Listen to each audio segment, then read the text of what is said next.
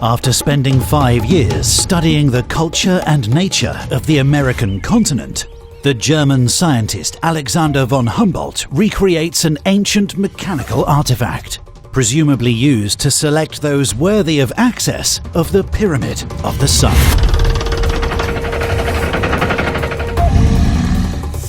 Now it is time for you to restore the artifact and unravel the enigma from ancient times.